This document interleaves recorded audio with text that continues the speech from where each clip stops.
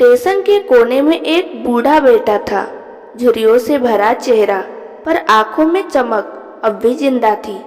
सामने टेबल पर एक चाय की केतली और कुछ कप रखे थे।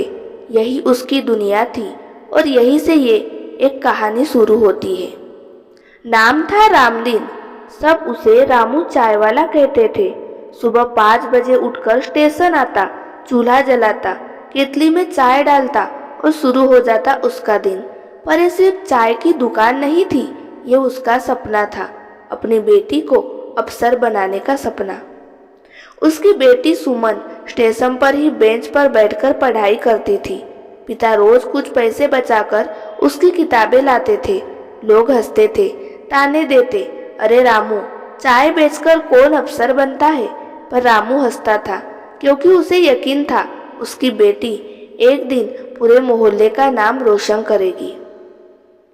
वक्त बीतता गया। सुमन ने 12वीं में टॉप किया, फिर बीए, फिर यूपीएससी की तैयारी।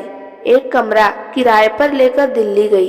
रामू दिन में 12 घंटे चाय बेचता, रात में लोगों के बर्तन धोता, ताकि उसकी बेटी की कोचिंग का खर्चा पूरा कर सके। सुमन ने कई बार परीक्षा दी, बार बार असफल रही, पर पिता ने कभी हार नहीं मानी। कहा, हार सिर्फ वही मानते हैं जो सपनों से डर होते हैं, और तू मेरी बेटी है, तू डर नहीं सकती। फिर एक दिन पोस्टमैन आया। चिट्ठी हाथ में थी। रामू के हाथ कांप रहे थे। चिट्ठी खोली और फिर वो जोर से रो पड़ा। खुशी के आंसू थे। सुमन का सिलेक्शन हो गया था, एएस। खुशी के आंसू थे। सुमन का सिलेक्शन हो गया था, आईएएस अफसर बनी थी वो। गांव में शोर मच गया। जिसे सब रामू चायवाला कहते थे, आज वो आईएएस की बाप बन गया था। सुमन जब पहली बार अफसर की वर्दी पहनकर स्टेशन पहुंची, वो बस बेंच पर रुकी, जहां कभी भी बैठकर पढ़ाई करती थी।